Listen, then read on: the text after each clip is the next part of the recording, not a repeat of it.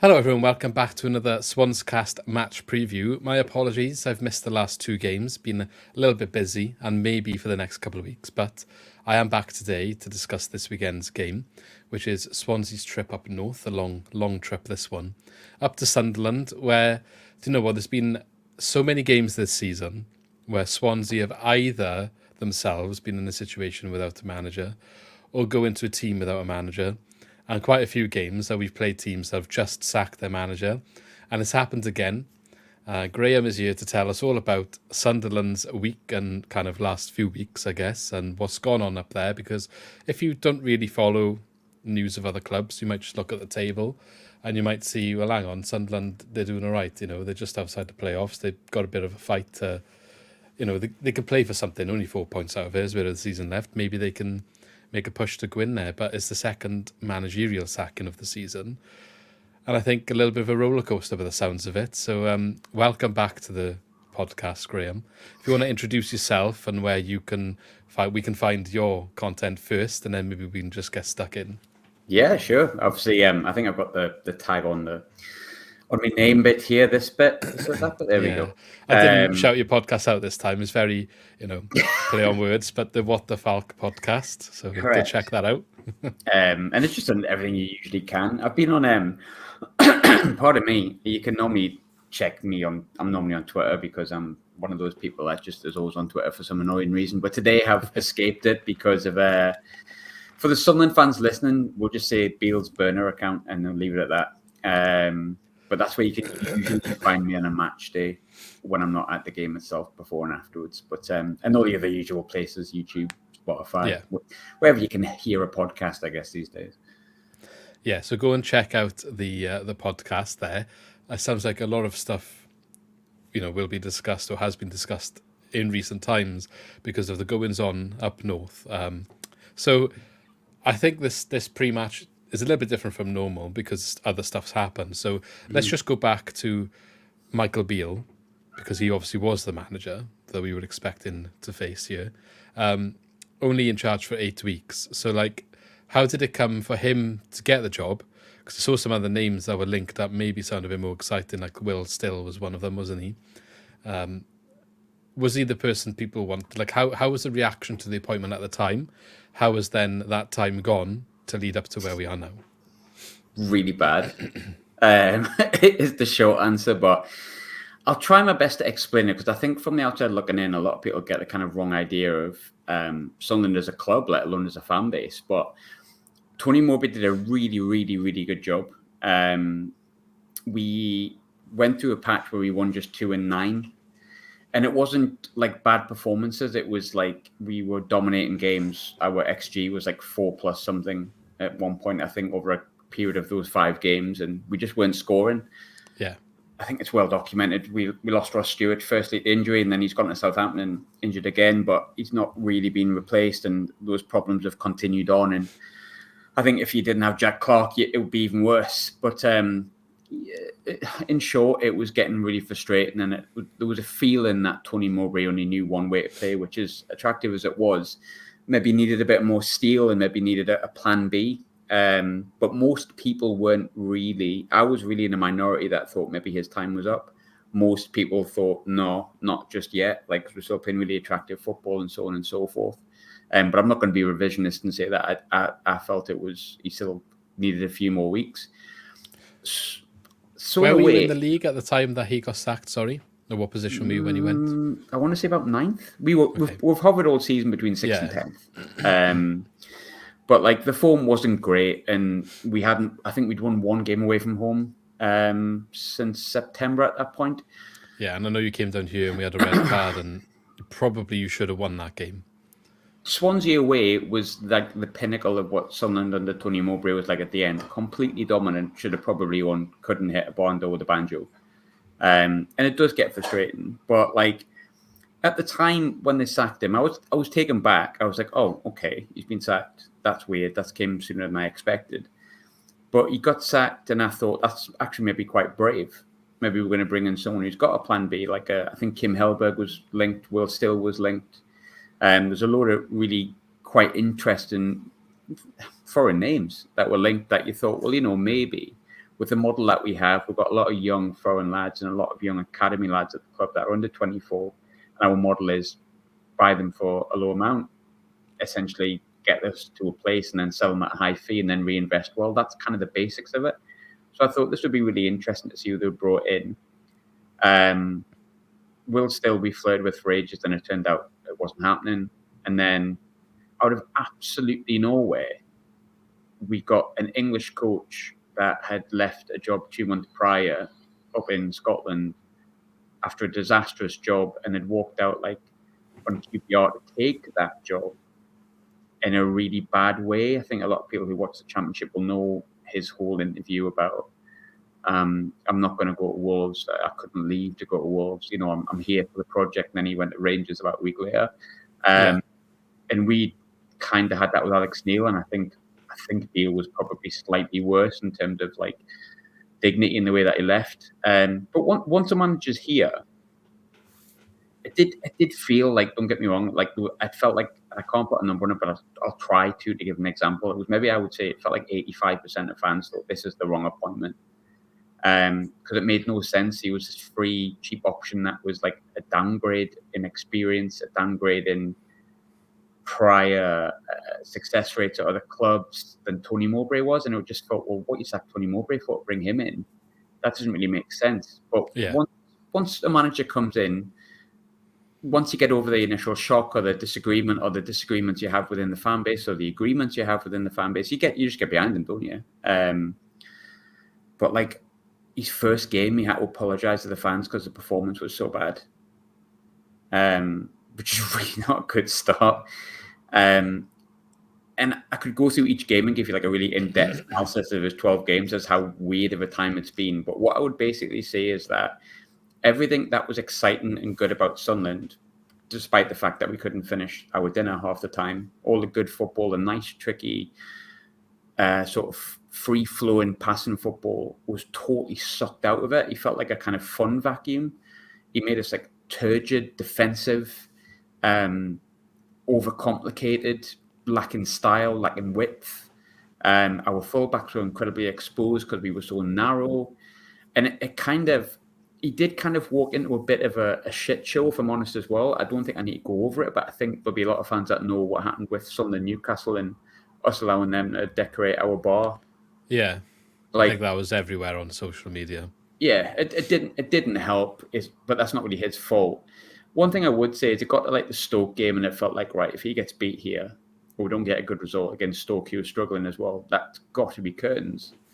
But we put in a really good performance against Stoke and probably played the best we had under Beale. But it was still bland. I couldn't have told you really what the performance was. And then we went to Middlesbrough, had a good first half, missed a good chance, and then awful second half.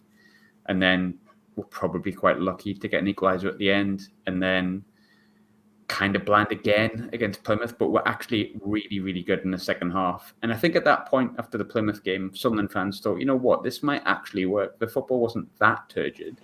Yeah. It's now 3 games without defeat, and 2 of them have been a win. And the second half against Plymouth was really good. It was exciting, free-flowing, 2 really good goals from Job and Jack Clark and Pierre Ekwart to get us back in the game.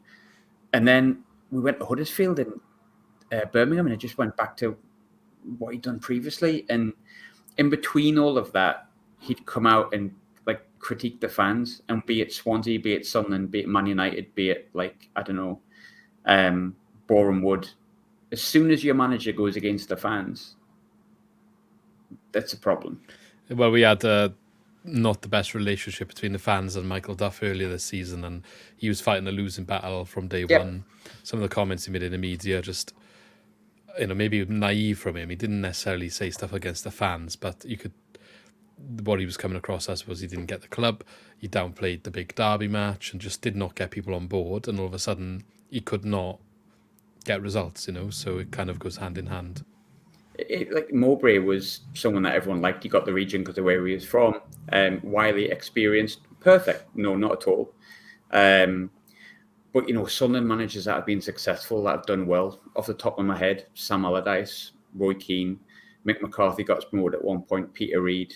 There's managers there, when you look at who they are. Alex Neil even did well.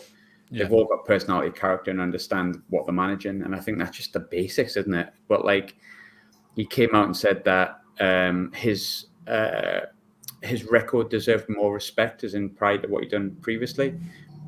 He failed at Rangers, lost every big game. He walked out in QPR, and he hadn't been a manager before that. And then he said that we didn't like him because he had a Cockney accent. Now, just to clarify, some people might think that people from the north are like that. And you can't speak for everyone, but our top highest goal scorer, that is classed as a god and will never have to buy a pint in the region ever again, is from Stevenage, which is Kevin Phillips. Our club captain at the moment is Luke O'Nien. He's from, I believe, around Watford area, or at least very, very far down south. Our greatest ever captain in my lifetime is from Portsmouth, which is Kevin Ball.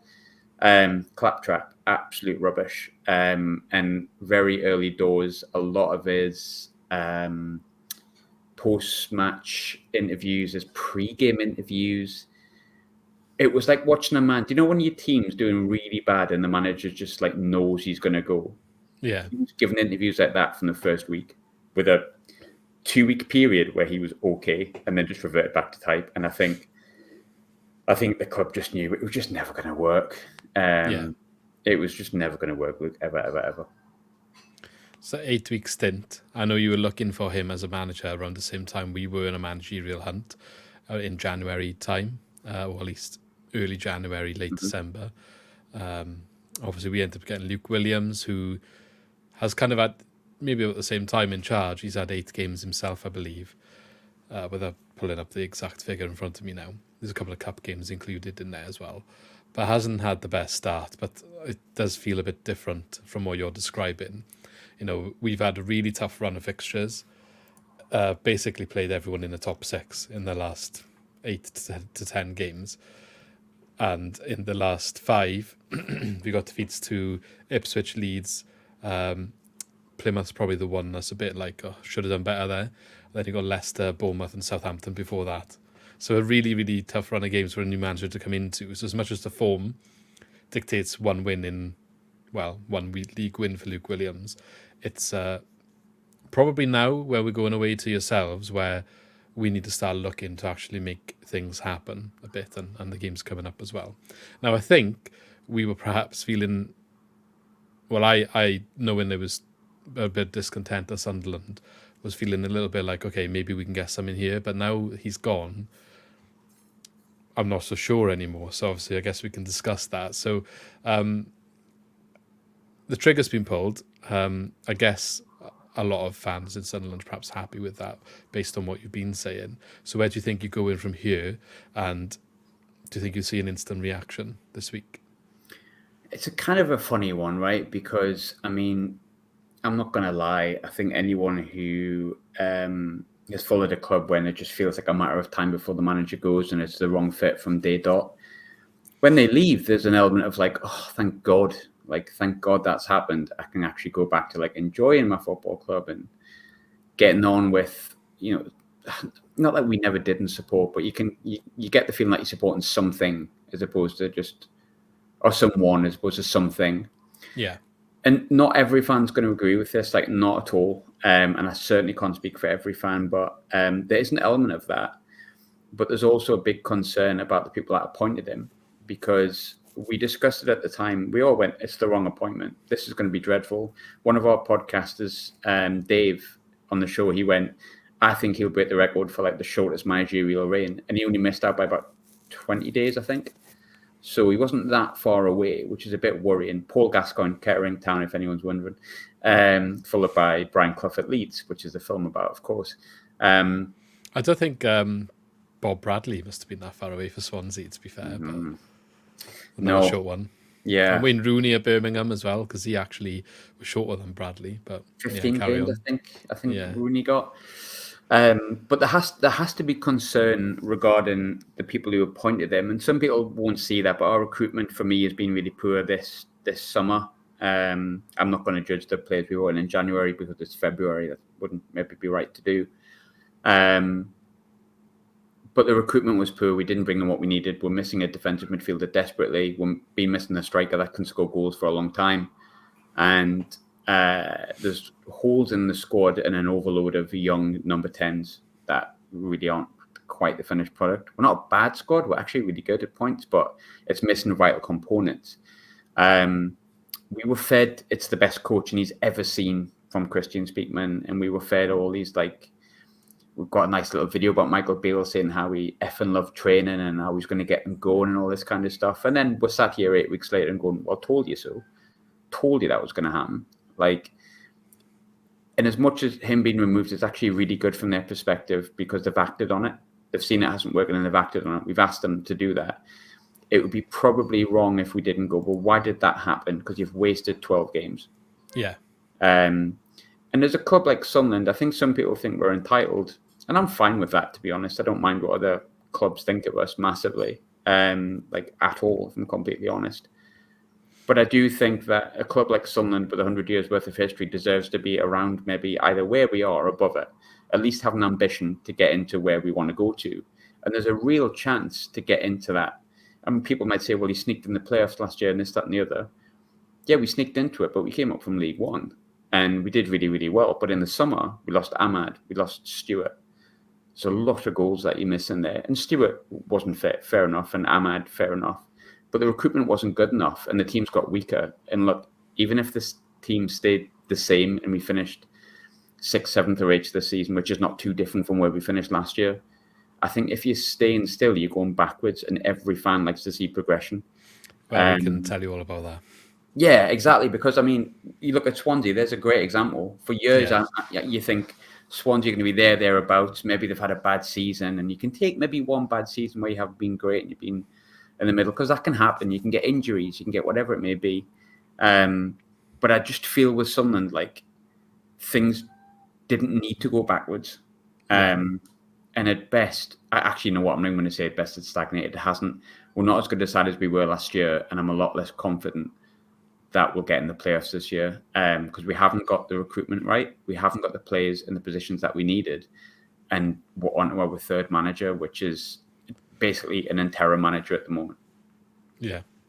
Do you have any idea? Has someone been confirmed now? Yeah. Full-time confirmed. Mike Dodds will be in charge until the end of the season, which, to be honest, probably so our best. It is just until the end of the season sort of job. I mean, if he gets us promoted, I would give him it. But it's going to take a lot. But I think he's very well respected, Mike Dodds. I think if people are unsure who he was basically he's really good friends with the Bellingham brothers. He had a lot to do with both Jude and Job's progression. He's very close with the family, but he's always been a youth team coach. Over the years, he's got promoted to like a first team coach and then assistant manager at Sunderland. And he did have an interim spell when Lee Johnson got sacked, and he got beat off like Cheltenham, Doncaster at home, and it was disastrous. And everyone was kind of concerned when he had to take the interim charge before Beale came in.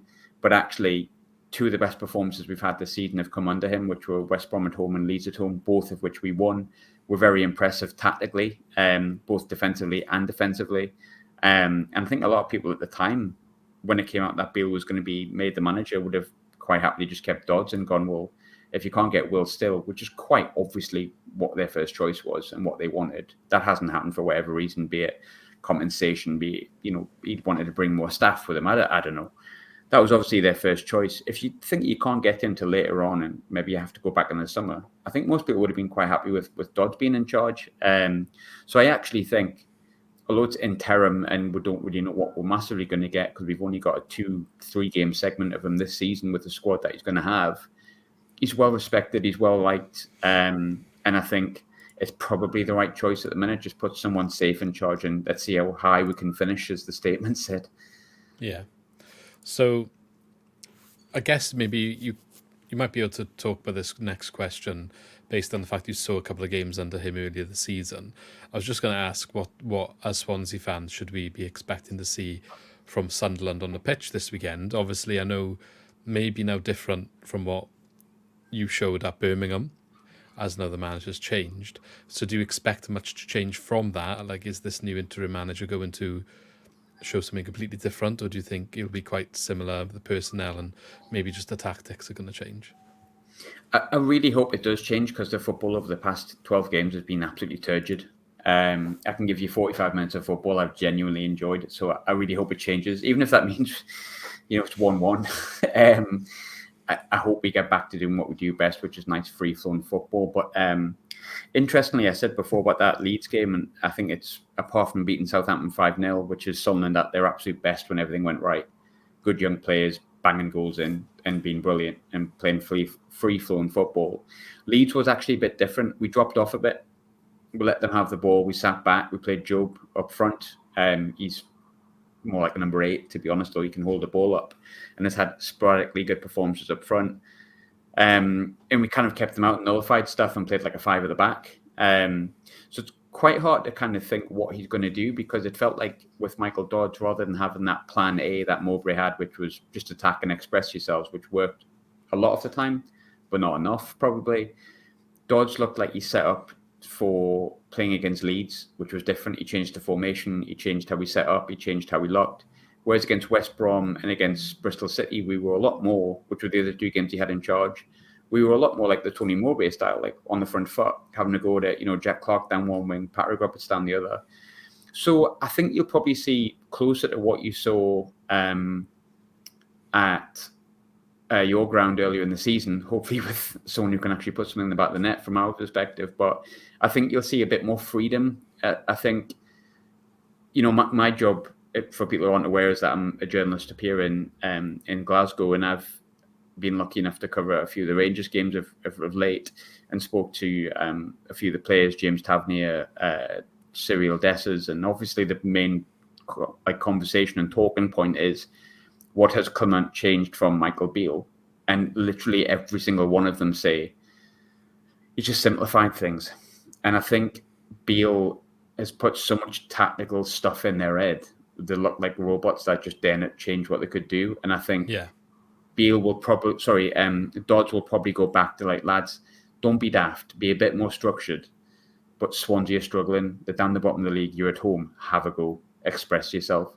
So I think you're more likely to see what we saw against West Brom and against Bristol City away than you will see what we got against Leeds. Because with all due respect to Swansea, and it's no disrespect, Leeds are in the position they are for a reason. Swansea are not at that point, and we're also at home, so you'd be expected to attack.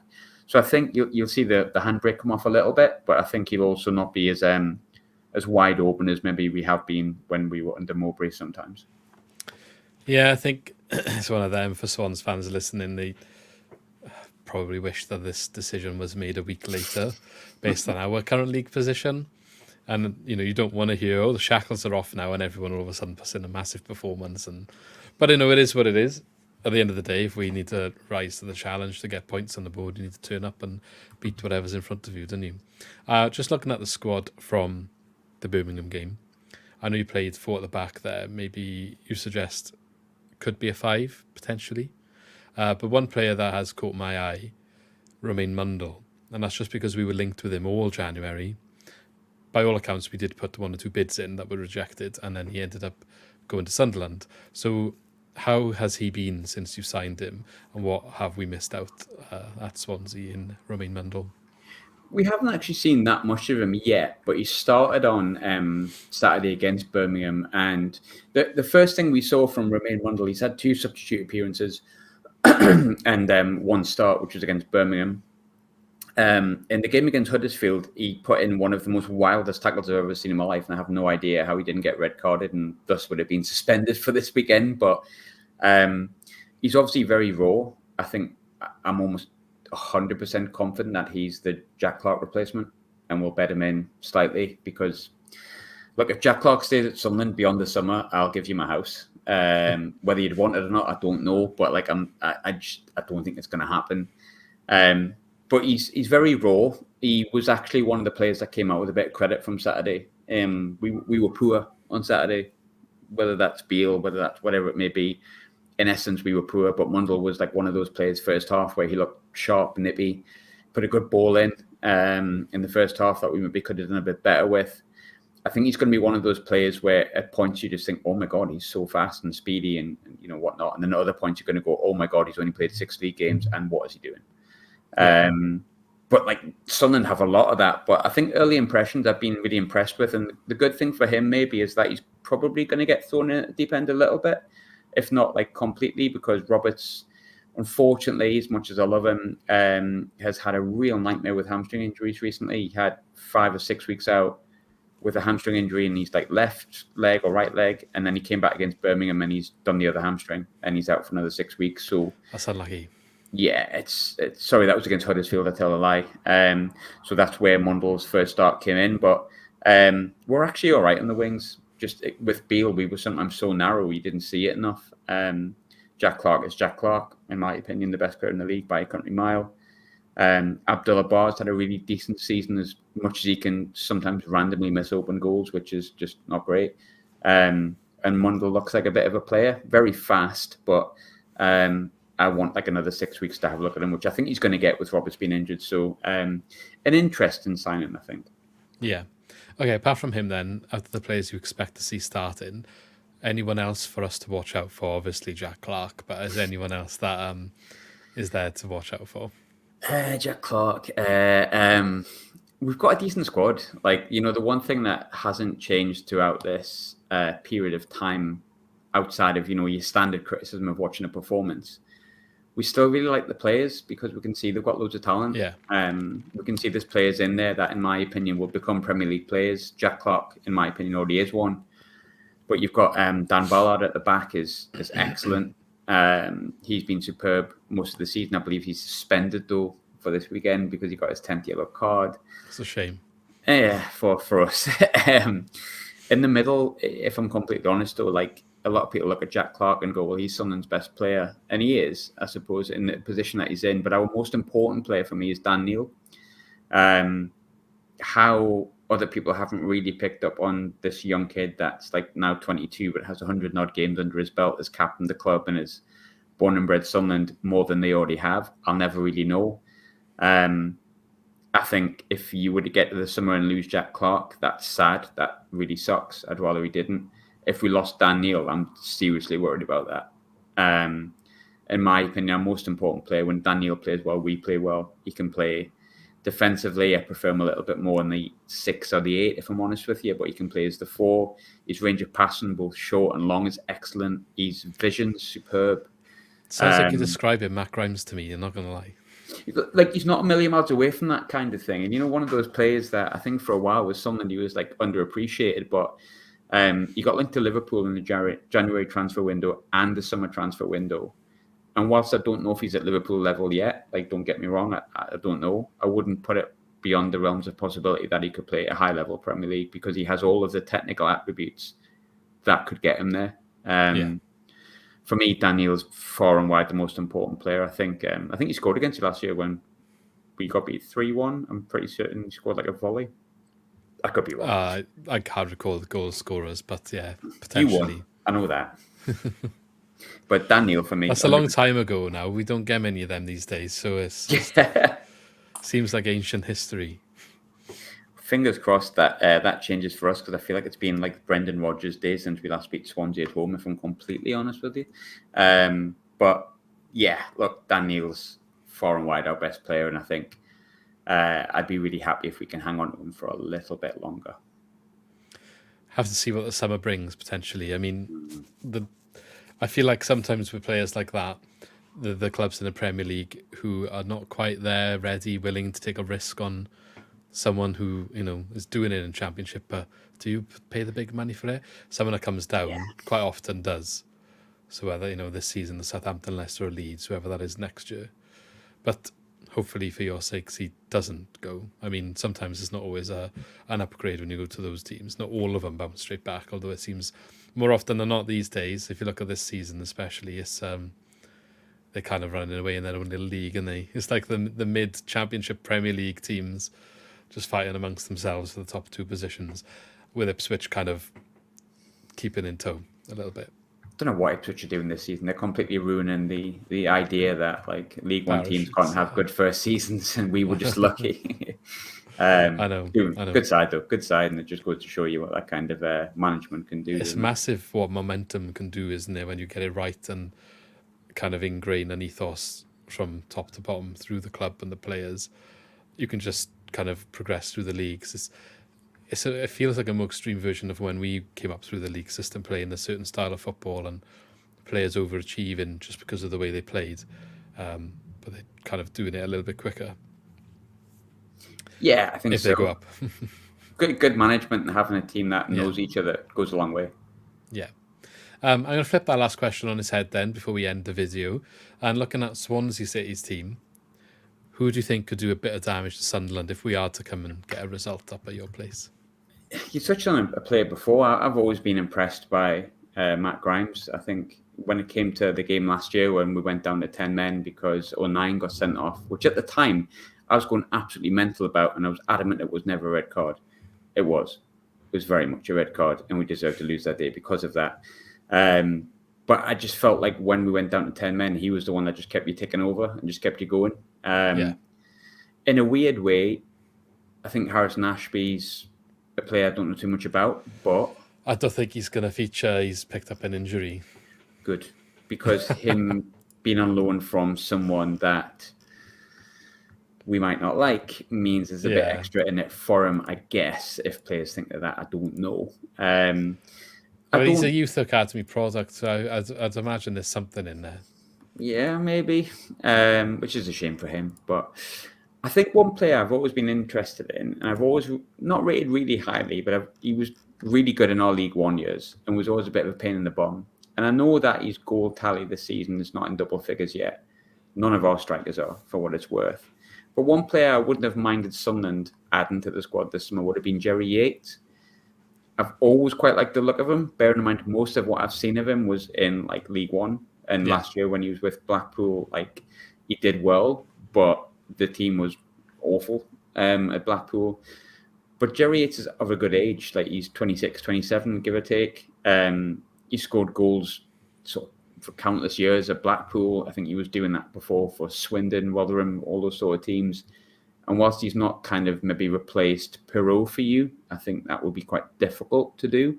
Yeah. I still think he can cause damage. And we don't really keep that many clean sheets. Hopefully that can change, but we're not the kind of team that can keep that many clean sheets. But Yates has always impressed me when I've seen him. And I don't know if this is a popular opinion with Swansea fans, but whenever I've watched Swansea and Matt Grimes has been in midfield, you keep the ball better. Yeah. Well, he starts pretty much every game. And when we play well, Matt Grimes is usually having a good game. And when he's quiet, generally Swansea's quiet, especially when we play in the way that we're playing now, going back to more of a Russell Martin style of football with certain differences, of course. But just as a bit of a measure, we left that when we went to Michael Duff. Everyone was not a fan of that, wanted it back, was a bit frustrated how they changed the direction, and the new manager appointment of Luke Williams is meant to be going back in that direction. He was assistant here under Russell Martin, so Grimes was always pivotal under Martin's system, and I believe it will be the same now, and it has become the same since Luke Williams has been here. So you are right to say that. Jerry Yates, though, it's interesting, right? Because what you've just said about him, I've had a lot from other people in these videos all season, from other teams, but he's really not that popular at the moment among Swans fans. Really? No, he's got, I think, 8 goals, I believe it is. He is struggling a bit in the team, but the team is struggling. It is an important thing to say, but he is visible then when he can't get into games, can't get the ball, is hardly touching it, hardly having an impact. I do think there's a player there. Maybe we haven't unlocked how to use it yet, but there is a large section of the fan base that is done with him and just does not want him started. Which is really odd because our forward line, we've got 4 strikers, and look, they're not 26, 27. One of them's 25 and the rest are like 12-year-old. But our strikers combined, all 4 strikers have 3 goals between them. And that's been fairly recently. And I look at Jerry Yates on 7 or 8, and I just think, God, I'd snap your hand off for that. But he's always just looked like a player that's more than just a goal scorer as well. You've got Peru who had back-to-back 20 goal seasons, and maybe you get a bit spoilt by seeing what a player like Peru brings to the team. And maybe Yates isn't at that level, and when Peru's left and he's left to do the job on his own, maybe it highlights his deficiencies more than if you bring him into a team like yourself where that's night and day different to 3 goals, and it's just a different perspective. Maybe I'm not done with him myself. I think you've got a new manager now, and we're embedded in this new system, and the form it is bad at the moment. We've been playing all the top teams, and it is more difficult to score against those teams. Let's judge him now, the rest of the season, where we're playing against winnable games, and see if he can actually get a run of form together. Maybe it's just a bit of confidence that he needs, and he'll start stepping up his game there on. But we'll see how it goes by the end of the season. We apparently nearly loaned him to Blackburn in January, so I wonder what's going to happen in the summer. Yeah, I wouldn't mind him at Sunderland. If you really don't want him, I'll take him. Yeah, I feel like it's one of those players, though, that the fans are like happy when he's gone on one of them deals. Oh, he's gone now. Yeah, we're done with him. But then he probably goes and starts banging him in for that club. I mean, I don't think, and I'm only looking at statistics, you will know 100% more about Jerry Yates than I ever will this season, but 7-8 goals, not a bad return. I mean, considering. Look, he probably gets over 10 into double figures by the end of the season on the, if he goes the rate he's been going. He got 14 for Blackpool last season. He doesn't mean he's still got plenty of time to even match that. And I think if you talked about the signing at the beginning of the season, bringing 14 goals, we knew he wasn't going to be pros level. Everyone was okay with that. So it's because of the way he's playing, and obviously people are criticising his performances, but ultimately if he's there to score goals and he gets 14, he's ticked that box. I do understand he can perhaps have a bigger impact and sometimes comes across as a bit lazy and out of games. But then I will caveat that and say I think some of that does come with the team's form. But it goes hand in hand. Sometimes a player like that can bring the team out of the bad form as well. So you could probably look at both sides. But how is Charles Sago going? Because we were actually linked to him whilst you were linked to Mundle. And so we kind of got one each. Yeah, which is weird. He's only really made 2 or 3 appearances off the bench. So I believe 2 he didn't feature in the last game. I've not seen too much of him, really. He's only had like 10, 20 minutes in each game that he's come on. So it's hard to really judge. He's got a bit of pace, and we need to see a bit more of him, really, before I can say too much. He didn't really get too much of the ball when he's even been on the pitch. So, but then again, the teams we've been playing, maybe it's hard to... Got to give him a bit more time at the moment. His third choice, he is in the wing position. So you got Ronaldo and Pacheta, who's come in. Pacheta. I can't say his name. I'm really bad at some of these names at the moment. Some of the guys that we signed this season are really, really doing me over. Getting called out in the comments, need to work on the pronunciation. It's like, I try and, you just reading it off a screen and you think that's not right. It's an age thing, I think. I think it's an age thing. Yeah, getting on. Anyway, I like to end on a bit of a novelty question. I think you probably had it last time when I asked about drink. I'm going to switch it up this time. And what is the best footy scran you have ever had when you've been to a stadium? Hull. Brilliant. Do you know what? You're like the 5th person that said Hull. You are literally like the 5th person. Far too good. I mean, it was Boxing Day. We went down there 1-1-0, like last sort of 9 minutes. When we thought Beale ball, might it work? Didn't. But yes, grand, fantastic. Like it's about the selection. You can go to a place and you can go like, well, that thing is nice. Like that macaroni pie, if you haven't had a macaroni pie, by the way, like up in Glasgow and different Scottish grounds, brilliant. But you can't really pick much else. There's like nachos, maybe, if you're lucky. Hull, you've got like a full selection of like good desserts. You can have a 3-courser in Hull, quite easy. Street food area, is it? Yes, that's right. It's a street food area thing, isn't it? That's right. Oh, it's fine. Yeah. Thinking about food, that's why. I just be like, I just had my McDonald's, and obviously it's settled now. But yeah, no, I've heard really good things, and obviously we went up to Hull a couple of weeks ago. So anyone that did make that journey up to Hull, I wasn't fortunate enough to go myself to that one. Let us know in the comments what you actually had in this infamous street food concourse that they offer up there, because I keep hearing about it. I heard about it from Hull themselves when we had them on, and I've heard about it from several other fans when I ask this question now, so it keeps coming up. So it must be something to shout about, especially for football food, because usually I think sometimes you can have pretty average stadium food, so something decent stands out. So they should. Fair play, Hull. Well done. And as I always say, Swansea need to do better, because ours is tragic. On that note, we'll call it a day there. If you would like to remind everyone where they can find your content, please.